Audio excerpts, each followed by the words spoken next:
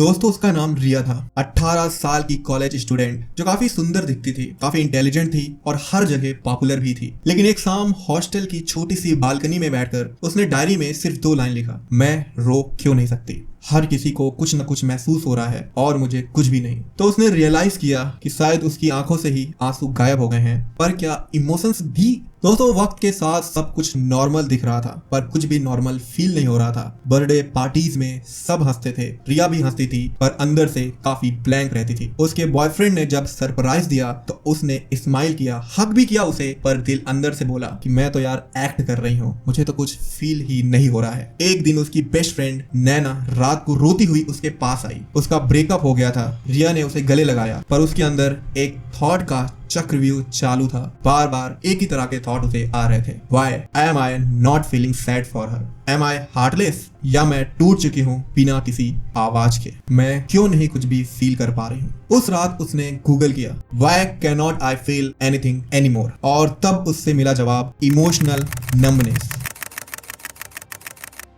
जी हाँ दोस्तों, emotional numbness एक ऐसी कंडीशन है जहां पे ब्रेन आपके इमोशंस को म्यूट कर देता है, जैसे टीवी की वॉल्यूम 0 कर दी हो किसी ने। According to National Library of Medicine, ये symptoms anxiety disorders, PTSD, depression और इमोशनल बर्नआउट में काफी कॉमन होती है। लिज एंड ग्रे के द्वारा की गई 2005 की स्टडी बताती है कि बार बार इमोशनल पेन मिलने से या इमोशनल पेन का क्रोनिक एक्सपोजर हमें डिसेंसिटाइजेशन की ओर धकेलता है, यानी कि हम इमोशंस को सेंस करना ही बंद करने लगते हैं। It is not weakness, it is psychological survival. ये कमजोरी नहीं है बल्कि ऐसी रफ सिचुएशन में सरवाइव करने का एक तरीका बन जाता है। ब्रेन के अंदर का लिम्बिक सिस्टम जो इमोशंस को कंट्रोल करता है, जब ज्यादा ओवरलोड हो जाता है तो प्रीफ्रंटल कॉर्टेक्स ओवरराइड करने लगता है और इमोशन वाले सिस्टम को पॉज कर देता है। ये सब कुछ ऑटोमेटिक होता है, जिसमें दिमाग कहता है अगर ज्यादा महसूस करना ही डेंजरस है तो एक काम करते हैं, इमोशंस को फील करना ही मैं बंद कर देता हूँ। और रिया के साथ भी कुछ यही हो रहा था। थेरेपी में जब रिया से पूछा गया अपना पहला इमोशनल ट्रॉमा याद करो, उसने एक लंबे साइलेंस के बाद बोला 9th क्लास में पापा ने बोला था तुम सिर्फ फेल हो,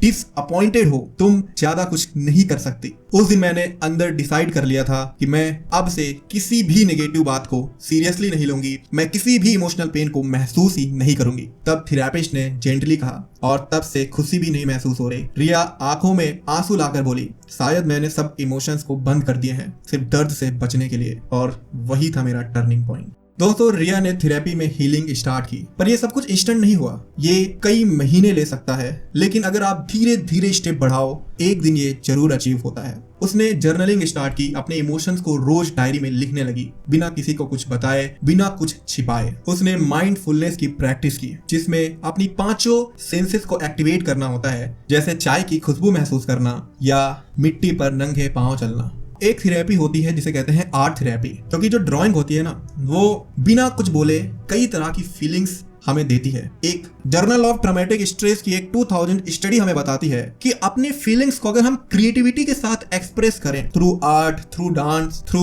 पोएम या कह लें शायरी वगैरह, तो ये हमें हमारी इमोशनल नंबनेस को कम करने में काफी हेल्प करता है। हम अपने इमोशंस और बॉडीली सेंसेशन को लेके काफी अवेयर होने लगते हैं, जिससे इमोशनल नंबनेस को डील करना काफी आसान होने लगता है। एक दिन रिया ने डायरी में लिखा मैं बहुत रोई, पहली बार दर्द महसूस किया पर उसके साथ थोड़ा सा सुकून भी मिला। इमोशंस मेरे वापस आ रहे हैं एक एक करके। और जब उसने एक डॉग शेल्टर को विजिट किया, एक पपी ने अचानक उसकी गोद में जंप किया, उसने जेन्युइनली दिल से हंसा बहुत दिनों बाद। उस मोमेंट पे उसने बोला मैं फिर से जिंदा हो गई हूँ, मैं जिंदा हूँ, मैं जिंदगी को जी रही हूँ। दोस्तों इमोशनल नंबनेस कोई कैरेक्टर फ्लॉ नहीं है, ये आपकी कोई कमी नहीं है, ना ही ये कोई ड्रामा है और ना ही अटेंशन को सीक करने की कोई क्रेविंग है। It's a neurological pause button that your brain presses. जब भी आपका पेन ओवरलोड हो जाता है तो दिमाग इमोशंस को पॉज करने का एक टेक्निक बना लेता है बस। बट हीलिंग इज पॉसिबल अगर आप स्लोली अनपॉज करना सीख जाओ, लाइक रिया ने जैसे किया। सो अगर कभी आपको लगे कि आप इमोशनली डिसकनेक्टेड हो, आपका रिएक्शन काफी ब्लैंक हो गया है या आप स्माइल करते हो वो भी बिना किसी कारण के, तब समझ जाओ आप अकेले नहीं हो। आपके जैसा फील करने वाले हजारों और लाखों की संख्या में हैं और इसका रिकवरी पॉसिबल है। दोस्तों अगर रिया की कहानी से आप खुद को कनेक्ट कर पा रहे हो या आपकी फ्रेंड सर्कल में ऐसा कोई है जो इससे कनेक्ट कर सकता है तो आप उसके साथ ये वीडियो शेयर करो। और अगर आप ये फील कर रहे हो तो कमेंट करो I choose to feel again. और अगर आपको ऐसे और कंटेंट चाहिए तो इस चैनल को सब्सक्राइब करो, लाइक करो और ज्यादा से ज्यादा लोगों तक इस वीडियो को पहुंचाओ। हम ऐसे ही और वीडियोस आपके लिए लाते रहेंगे। अगर आपकी कोई राय है तो आप कमेंट में जरूर बताइए, हम उस पर जरूर कोई ना कोई वीडियो लाने का ट्राई करेंगे। तो बहुत बहुत धन्यवाद। जय हिंद।